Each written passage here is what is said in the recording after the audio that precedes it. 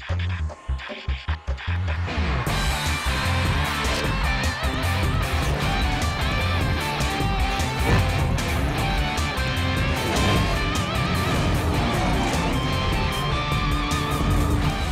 প্রথম দিনেই আলাদা ম্যাচে মাঠে নামছে বর্তমান আর সাবেক চ্যাম্পিয়ন। কাল দুপুর 1:30টায় ফরচুন বরিশাল লড়বে দুর্বার রাজশাহীর বিপক্ষে। জয় দিয়ে আসর শুরুর আশা দুই দলের। সন্ধ্যায় ঢাকা ক্যাপিটালসের মুখোমুখি হবে রংপুর রাইডার্স। গ্লোবাল সুপার লিগের চ্যাম্পিয়নরা বিপিএলে উড়ন্ত শুরুর লক্ষ্যে নামবে।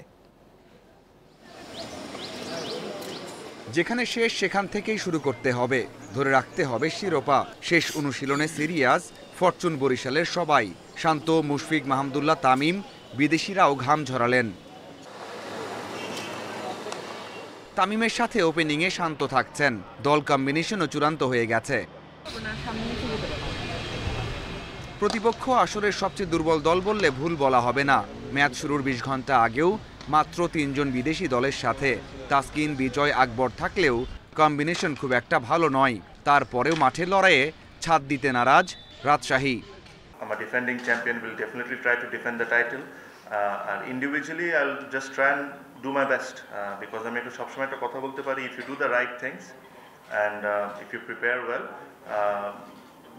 then you're good. Played for Bangladesh like Yasir Taskin. দারুণ অনুশীলন হয়েছে, আমরা প্রস্তুত। ওরা অনেক ভালো দল, তবে টি-20তে যে কোনো দল জিততে পারে।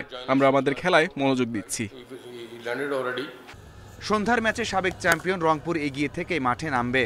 সোহান, রানা, মাহেদির সাথে হেলস, খুশদিল, টেইলর, ইফতেখার তাদের বড় শক্তি। কিছুটা খর্বশক্তির ঢাকার লড়াইয়ের বাজি হবেন মুস্তাফিজ, লিটন, সাব্বিররা। বিপিএলে আমি আগেও খেলেছি, এটা অন্যতম সেরা একটা লিগ। লিটন, মুস্তাফিজ সুপারস্টার, ওরা ভালো করলে ফল আসবেই। বিপিএলে শুরুর দিকে উইকেট থাকবে ব্যাটিং ফ্রেন্ডলি।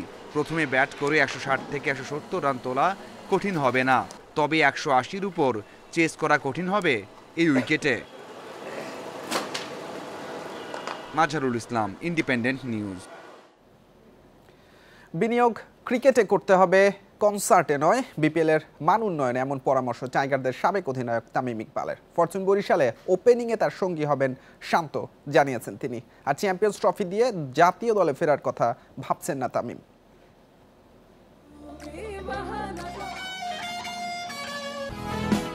তিন ভেন্যুতে কনসার্ট, মাস্কট উন্মোচন, বিপিএলে নতুনত্ব আনার চেষ্টায় বিসিবি। প্রত্যাশার গল্প অনেক শুনিয়েছে বোর্ড, তবে বাস্তবতা ভিন্ন। চোখে পড়ার মতো খুব একটা পরিবর্তন আসেনি এবারও। প্রচারণা আর গ্রাফিতি দিয়ে ভিন্নতা আনার লক্ষ্য, অথচ ক্রিকেটের মান নিয়ে গুরুত্ব কম। নামি দামি বিদেশি ক্রিকেটারের অভাব এবারের আসরেও। তামিমের কাছে ক্রিকেটে বিনিয়োগ করা জরুরি। ক্রিকেটে যদি ইনভেস্ট করি আর টুর্নামেন্টে যদি ইনভেস্ট করি, তখন আমরা বলতে পারবো যে এটা নতুন করে BPL. If somebody ask for my advice, আমি এতটুকুই বলবো যে if you want to change BPL, then invest on the tournament, invest on cricket. That will only change the tournament.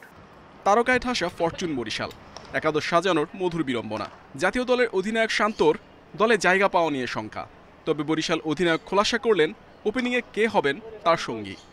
Properly আমি জানি কালকে কে খেলছে, সো আল্লাহর রহমতে কোনো ঘুম হারাম হচ্ছে না।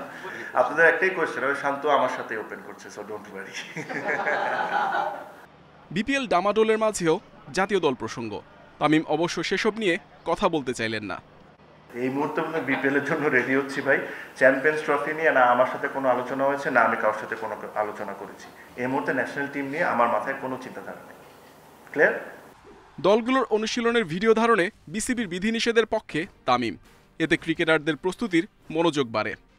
যদি আমাকে ব্যক্তিগতভাবে জিজ্ঞেস করেন, I am very happy with this setup.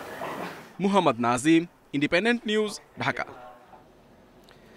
BPL শুরুর আগের দিন টিকিটের তথ্যের জন্য আন্দোলন করতে হয়েছে দর্শকদের। বিসিবি পরিচালক নাজমুল আবেদিন ফাহিম দায়ের স্বীকার করে দুঃখ প্রকাশ করেছেন। এরপর দুপুরে টিকিটের বিস্তারিত জানায় বিসিবি। অনলাইনের পাশাপাশি 7টি স্থান থেকে সশরীরেও কেনা যাবে টিকিট। নতুনের জয়গানে নতুন উদ্যমে বিপিএল শুরু হবে সেই স্বপ্ন দেখিয়েছে বিসিবি। বিপিএল শুরুর 24 ঘন্টা আগে বড় একটা ধাক্কা খেয়েছে সেই উদ্দেশ্যে। যে দর্শক খেলার প্রাণ, সেই দর্শককে আন্দোলনে নামতে হয়েছে টিকিটের জন্য। অনলাইন অথবা অফলাইন, কোথাও টিকিট পায়নি, ঘন্টার পর ঘন্টা লাইনে দাঁড়িয়ে। সকাল 5টার দিকে আসছিলাম আর কি, আইসা সিরিয়াল ধরছিলাম। কখনো নিউজে এগুলো বলা হয় না যে এতটা থেকে টিকিট কাটা লাগবে। প্রচন্ড হতাশ, কারণ আগে দেখা গেছে যে অন্তত খেলার আগে জানাই তো ফেসবুকে যে আমাদের টিকিট ছাড়া হইতেছে, এইভাবে এবার কিছু জানানো নেই। বিসিবি এই ঘটনার জন্য দায় এড়াতে পারছে না। দর্শকের কাছে সঠিক তথ্য না যাওয়া অথবা যে কারণে দর্শককে ভোগান্তি পোহাতে হয়েছে তার ব্যবস্থা নেওয়ার কথা জানিয়েছেন নাজমুল আবেদিন ফাহিম। বিসিবি এরপর দ্রুতই ব্যবস্থা নিয়েছে। অনলাইনে টিকিট পাওয়া গেছে ঘণ্টাখানিক পরেই। অফলাইনে ব্যাংক থেকে টিকিট সংগ্রহের ব্যবস্থাও করা হয়েছে দ্রুত। একটা কমিউনিকেশন গ্যাপ এখানে হয়েছে। অনলাইনে বোধহয় ইট ইজ অলরেডি অন। সবটাই বিসিবির ব্যাপার না, ব্যাংক আদার স্টেক হোল্ডার্স আর দেয়ার টিকিটটা পাবলিক কাছে পৌঁছানো পর্যন্ত। আমার মনে ওই জায়গাটায় কোথাও কিছুটা ডিলে হয়েছে, যে কারণে ওভারঅল ব্যাপারটা ডিলে হয়েছে। বাট দায়টা আর কাউকে তো দেওয়া যাবে না, দায়টা কিন্তু ক্রিকেট বোর্ডের। নাজমুল আবেদিন ফাহিমকে কথা বলতে হয়েছে সংবাদ মাধ্যমকে অনুশীলন কভার করতে না দেওয়ার বিষয় নিয়েও। খেলোয়াড়দের কাছ থেকে এসছে, তারা এখানে একটু প্রাইভেসি চাচ্ছে, মিডিয়া যেন সহজে কভার করতে পারে, এটা ডেফিনেটলি চাইবো। বাট আমি জানি না, এটা আরো ডিটেলে আমি হয়তো যাওয়ার চেষ্টা করবো। বিপিএল মানেই যে বিতর্ক, সেখান থেকে যেন বের হওয়াই যাচ্ছে না। বিসিবির এই পরিচালক বিশ্বাস করেন মাঠের লড়াইয়ে দুর্দান্ত কিছু হলে সফলতা পাবে এবারের BPL. Mazharul Islam, independent news. নির্ধারিত সময়ে এজিএম না করায় এখন আদালতের অনুমতির অপেক্ষায় মোহামেডান স্পোর্টিং ক্লাব। ক্লাবের সব কার্যক্রম চলছে মেয়াদ উত্তীর্ণ কমিটি দিয়ে। বিদেশি ফুটবলারদের বেতন দিলেও 4 মাস ধরে টাকা পাচ্ছে না স্থানীয়রা।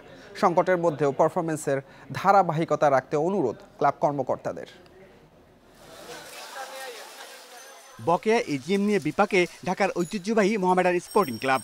নিয়ম অনুযায়ী প্রতি বছর এজিএম করার কথা থাকলেও গেল 2 বছর হয়নি।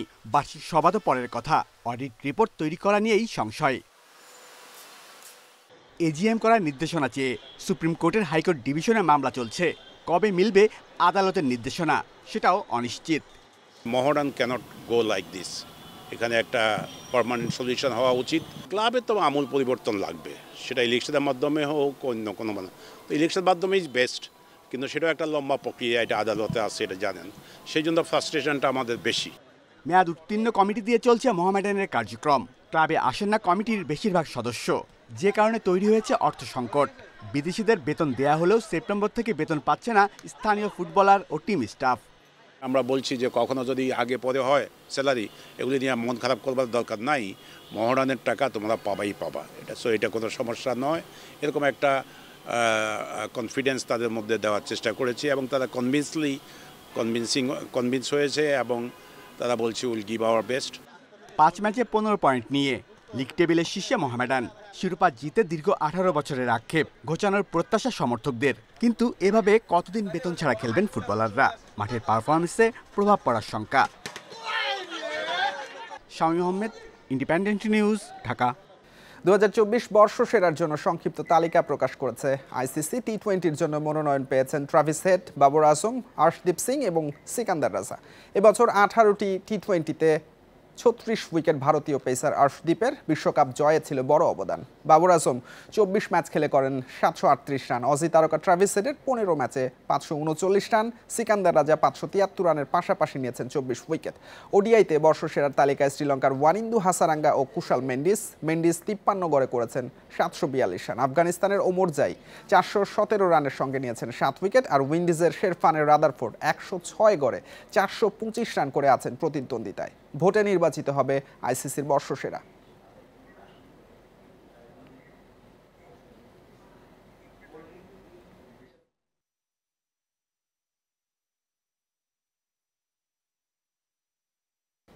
এই ছিল আজকের যত খেলায়। ইন্ডিপেন্ডেন্ট টেলিভিশনের সব খবর বিস্তারিত জানতে চোখ রাখুন ফেসবুক, ইউটিউব এবং এক্সে। আমন্ত্রণ পরের আয়োজনে।